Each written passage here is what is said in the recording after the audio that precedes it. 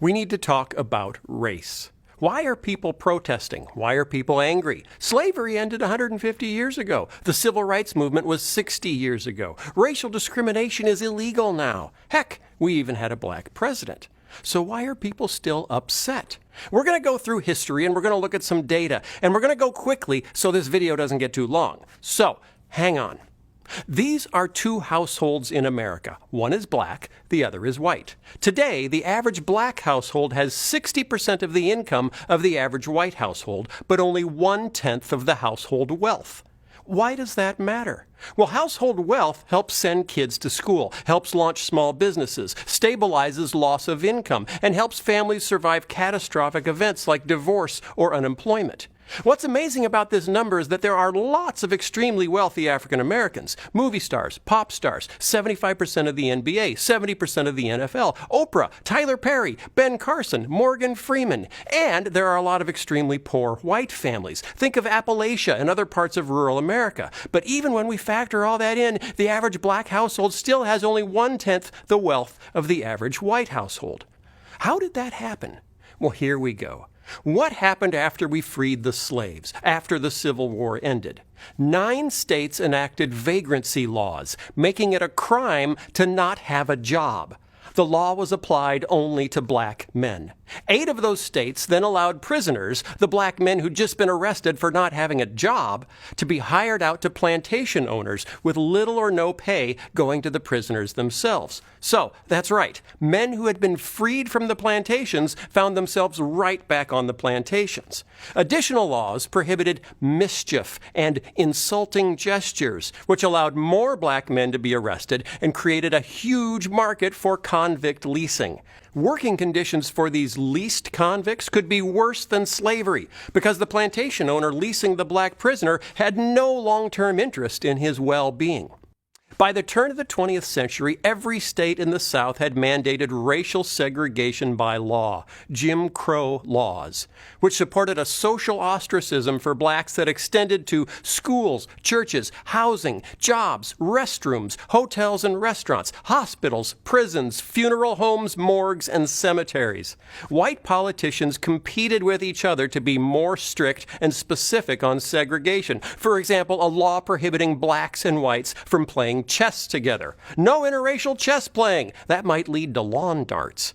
In 1896, the Supreme Court ruled that these Jim Crow laws were perfectly legal because they, quote, reflected customs and traditions and, quote, preserved public peace and good order.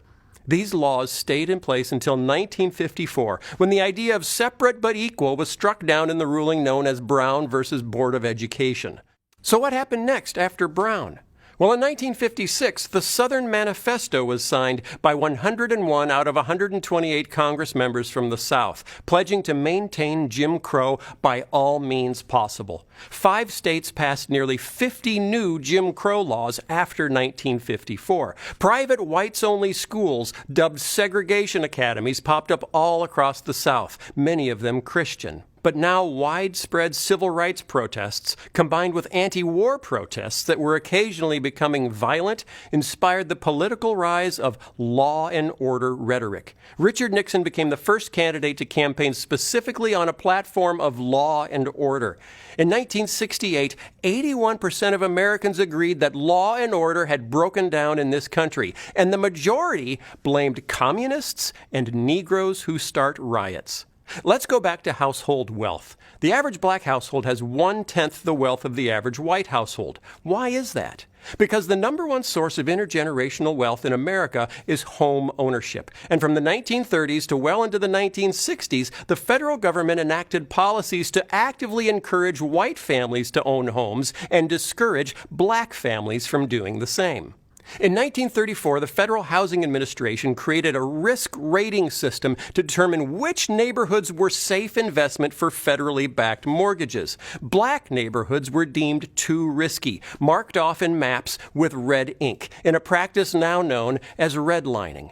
After World War II, a boom of new suburban housing was built all over the country, much of it restricted by deed to whites only. In 1948, 40% of new housing developments in Minneapolis, for example, had covenants prohibiting purchase by African Americans. So blacks couldn't live in white neighborhoods and couldn't get federally insured loans for black neighborhoods. Until 1950, the Realtors Code of Ethics specifically prohibited selling a house in a white neighborhood to a non-white family. You could lose your realtor's license if you helped a black family buy a home in a white neighborhood.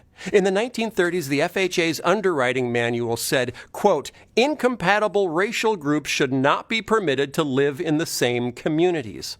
The FHA went on to recommend that highways would be a great way to separate black neighborhoods from white neighborhoods. The FHA funded huge white-only suburban housing developments, leaving blacks behind in inner cities.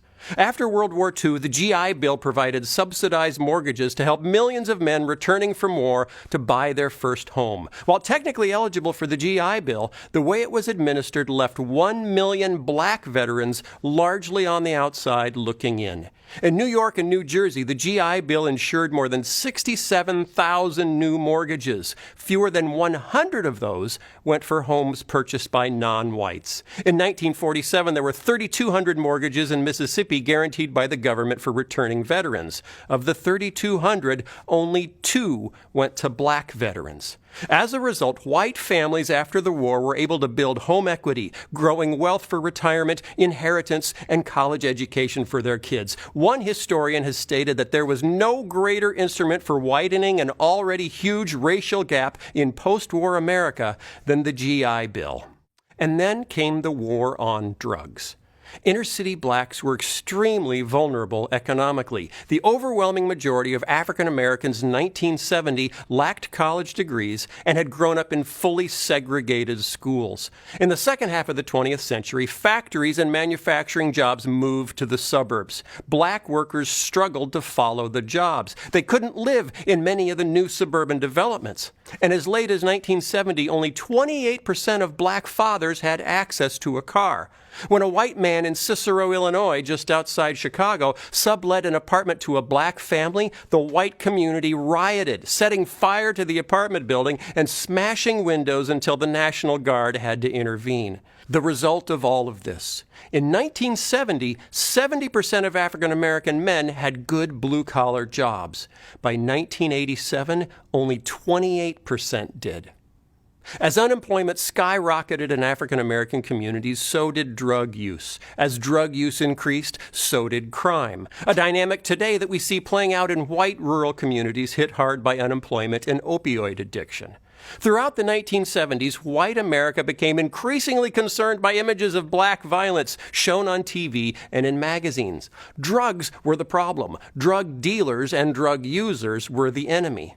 So we decided to treat the drug epidemic not as a health crisis, but as a crisis of criminality, and we militarized our response.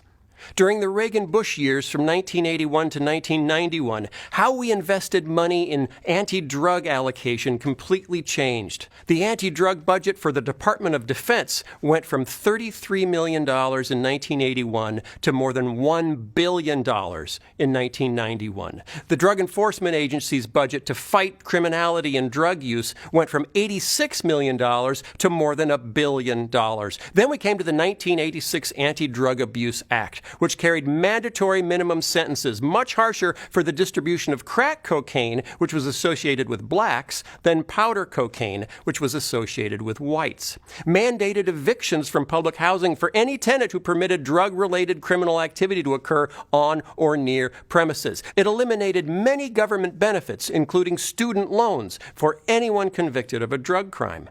The 1988 revision set a 5-year minimum sentence for possessing any amount of crack cocaine, even if there was no intent to distribute. Previously, it had been a 1-year maximum sentence for possessing any amount of any drug without the intent to distribute. Now, it might seem like we're picking on Republicans, so now it's time to pick on some Democrats. During the Clinton presidency, the funding for public housing was cut by $17 billion. At the same time, the funding for prisons increased by $19 billion. The number of Americans imprisoned for drug crimes exploded. In 1980, there were 41,000 Americans imprisoned for drug crimes. Today, there are more than 500,000, more than the entire 1980 prison population. Most arrests are for possession. In 2005, 80% of the arrests were for possessing drugs, not selling drugs. In a bizarre twist, we also militarized our police forces. Between 1997 and 1999, the Pentagon handled 3.4 million orders for military equipment from more than 11,000 police agencies, including 253 aircraft, including Black Hawk and Huey helicopters, 7,800 M16 rifles, 181 grenade launchers for the police, 8,000 bulletproof helmets, 1,200 night vision goggles. We also changed policing tactics. A no-knock entry is when a SWAT team literally breaks down your door or smashes in through the windows, like in E.T. when the cops come flying in from every direction looking for E.T. So back to Minneapolis. In 1986, Minneapolis SWAT teams performed no-knock entries 35 times. 10 years later, in 1996, they performed no-knock entries 700 times. That's 2 every day. There were financial incentives for arresting more drug users. Federal grants to local police departments were tied to the number of drug arrests. Research suggests the huge surge in arrests from increased drug enforcement was due more to budget incentives than to actual increases in drug use. So what was the result? An explosion of our prison population. In 25 years, the U.S. prison population went from 350,000 to over 2.3 million. The United States now has the highest rate of incarceration in the world. We imprison a higher percentage of our black population than South Africa ever did during apartheid. Data shows that the increased prison population was driven primarily by changes in sentencing policy. There was no visible connection between higher incarceration rates and higher violent crime rates. If you are a drug felon, you are barred from public housing. You are ineligible for food stamps. You're forced to check the box on employment applications marking yourself as a convicted felon. A criminal record has been shown to reduce the likelihood of getting a callback or job offer by as much as 50%. The negative impact of a criminal record for an African American job applicant is twice as large as for a white applicant. In 2006, 1 in 106 white men was behind bars. For black men, it was 1 in 14. For black men between the age of 20 and 35, the age where families are built, it's 1 in 9. Overall, African Americans and white Americans use drugs at roughly the same rate, but the imprisonment rate of African Americans for drug charges is almost 6 times that of whites. It may be true that there isn't explicit racism in our legal system anymore, but it doesn't mean justice is blind. A law in Georgia permitted prosecutors to seek life imprisonment for a second drug offense. Over the period of the study, this law was used against 1% of white second-time offenders and 16% of black second-time offenders. As a result, 98% of prisoners serving life sentences under this law were black. Study: African American youth in the U.S. make up 16% of all youth. But 28% of all juvenile arrests, 35% of youth sent to adult court instead of juvenile court, and 58% of youth admitted to adult state prison. Study: blacks on the New Jersey Turnpike make up 15% of all drivers, but 42% of all stops by police and 73% of all arrests. Among all drivers stopped, white drivers were 2 times more likely than black drivers to be carrying drugs. Study: Volusia County, Florida. 5% of drivers were black or Latino, but 80% of drivers stopped were black or Latino. Study: Oakland, California. Black drivers are twice as likely as white drivers to be stopped and 3 times more likely to be searched. In Minneapolis, Philando Castile had been pulled over 49 times in 13 years, mostly for minor infractions. The 49th time he was pulled over, he was shot by the officer while sitting inside his car. He'd been pulled over for a broken taillight. Chuck Colson's organization, Prison Fellowship, recently organized a manifesto that was signed by evangelical leaders asserting that our over-reliance on incarceration fails to make us safer or restore the people and communities who have been harmed. Unconscious bias seeps into schools, too, as white teachers often assume black students are less intelligent than they actually are. A gifted student usually has to be recommended by a teacher to move to a gifted track. When a teacher is black, an equally gifted white and black student have comparable chances of being recommended. When the teacher is white, the black student's odds of being recommended are cut in half. Are white teachers racist? No. Are they affected by bias? Yes, and it affects black students every day. So where are we? The average black household has 1/10 the wealth of the average white household.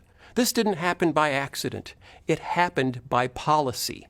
We, the majority culture, told them where they could live and where they couldn't. Then we moved most of the jobs to the places we told them they couldn't live. When the predictable explosion of unemployment and poverty resulted in a predictable increase in drug use and crime, we criminalized the problem. We built $19 billion of new jails and sold grenade launchers to the police. As a result, a white boy born in America today has a 1 in 23 chance of going to prison in his lifetime. For a black boy, it's 1 in 4. And that is why people are angry. Many people care deeply about these issues. Many have suggested solutions. Some of those have been tested, with results ranging from moderate success to abject failure. I'm not here to tell you what the right solutions are, because I don't know. I'm just here to ask you to do one thing. It is the thing that begins every journey to a solution for every problem. What am I asking you to do? Care.